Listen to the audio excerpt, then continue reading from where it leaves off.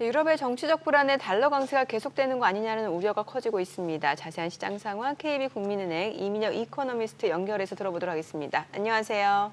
네, 안녕하세요. 네, 이번 주 어떤 소식 준비해 주셨나요? 네, 최근 미국의 금리 인하 기대감이 유지되고 있음에도 불구하고 유럽의 정치적 불확실성이 달러 강세를 좀 지지하면서 환율을 밀어 올리고 있습니다. 또 이번 주에는 이제 중국의 경제 지표 결과도 주목할 필요가 있는데요. 오늘은 환율 전망과 함께 중요한 경제 이벤트들을 함께 짚어드리도록 하겠습니다. 네, 지금 뭐 제목에도 유로화가 이렇게 떴습니다만 최근 이제 ECB가 연준보다 먼저 앞서서 금리 인하도 났었고 그것보다도 이제 유럽연합 선거 이후에 특히 이제 프랑스가 정치적 불안정을 보이는데 그러면서 유로가 최근 많이 밀렸습니다. 물론 어제하고 그저께는 살짝 반등은 나옵니다만 이 최근에 유로 가치 하락 지금 좀 상황을 좀 심각하게 봐야 되는 정도인가요? 네, 최근 이제 유럽 의회 선거에서 극우 정당들이 이제 상당수의 의석수를 확보하면서 유럽 내 정치적 불확실성이 좀 불거진 모습입니다.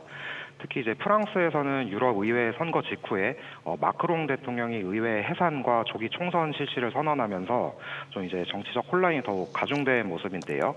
이런 이제 일련의 정치적 이벤트로 인해서 유로화가 상당히 약해졌습니다. 아무래도 이제 유로화가 크게 약해지다 보니까 그에 대한 반사 효과 때문에 미달러화가 강해진 부분이 있겠고요. 그래서 사실상 지난주 미국 주요 경제 지표들이 전반적으로 좀 부진했음에도 불구하고 달러 환율이 높은 레벨을 유지했던 것 같습니다.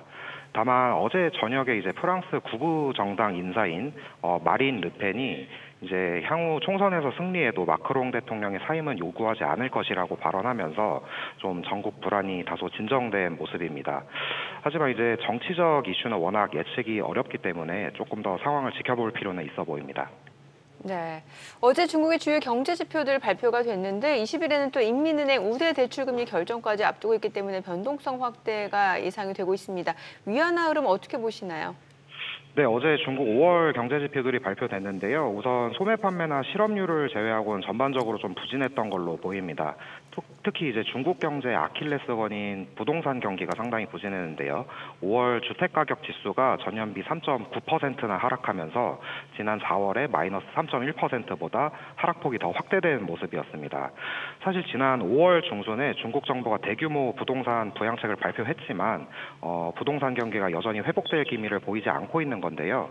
이런 점에서 이제 이번 주 목요일에 있을 인민은행의 대출 우대 금리 LPR 결정에 주목할 필요가 있어 보입니다. 우선 시장 컨센서스로는 금리 동결이 우세한 상황이긴 하지만 부동산 경기가 아직까지는 부진하다는 점에서 주택담보대출 금리의 기준이 되는 5년물 LPR을 소폭 인하할 가능성은 열어둘 필요가 있어 보입니다. 그리고 실제로 인민은행이 금리 인하에 나설 경우에는 위안화 환율도 단기적인 변동성이 크게 확대될 수 있다고 봅니다. 다만 이제 금리 인하 한 번 정도로는 전반적인 시장 흐름을 뒤바꾸긴 좀 어려울 것 같고요. 이후 추가적인 부양책이 나오지 않거나 부동산 경기가 뚜렷하게 회복되는 기미가 보이지 않는다면 위안화도 한동안은 약세 흐름을 이어갈 것으로 보고 있습니다. 예.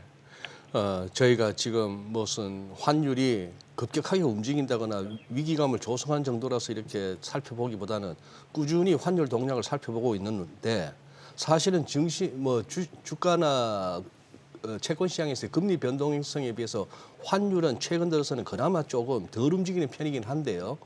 우리 임영익 교수님, N 한번 여쭤볼게요. 지금 다시 이게 지금 157엔트까지 왔습니다.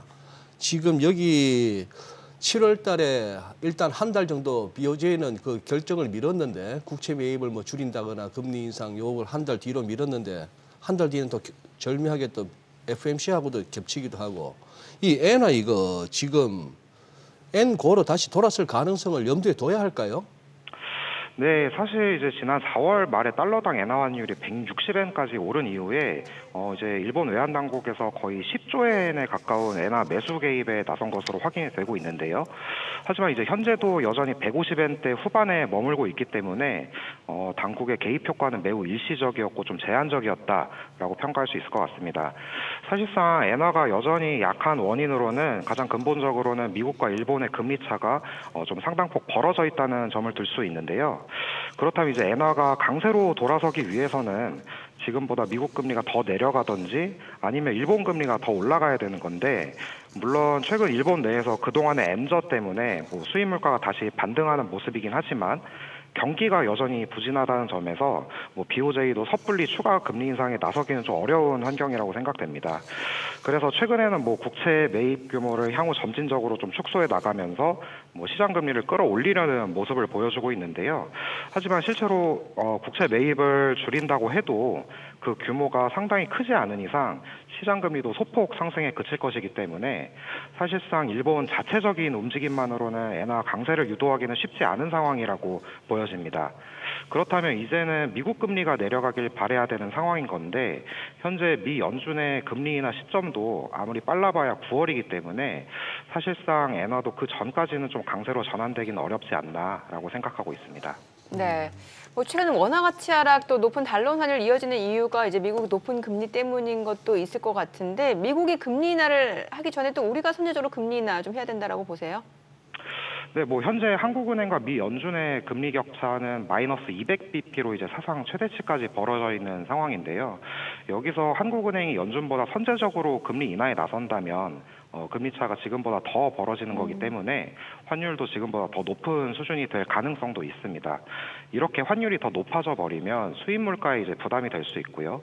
수입 물가가 오르게 되면 결국 국내 소비자 물가에도 전이될 수 있는 부분이기 때문에 사실상 물가 안정을 최우선 목표로 여기는 한국은행 입장에서는 이런 점이 좀 부담으로 다가올 수 있을 것 같습니다. 물론 이제 최근 근원 소비자 물가가 2% 초반까지 내려오면서 현재 한국은행도 금리 인하 명분이 충분히 있다고는 생각이 되지만 앞서 말씀드린 환율 문제 그리고 최근에는 다시 가계부채에 대한 우려도 다시 불거지고 있기 때문에 한국은행도 아마 빠른 금리 인하는 좀 어렵지 않을까라고 보고 있습니다. 네, 오늘 내용 잘 들었습니다. 고맙습니다. 네, 감사합니다.